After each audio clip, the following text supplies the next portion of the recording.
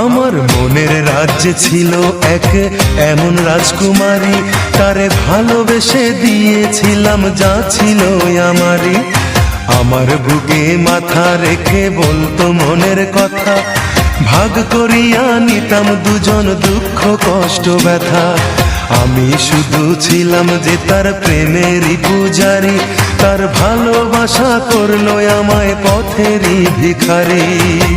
তার কত ভালোবাসি জানে না রে জগৎবাসী, জানে অন্তর্যামী।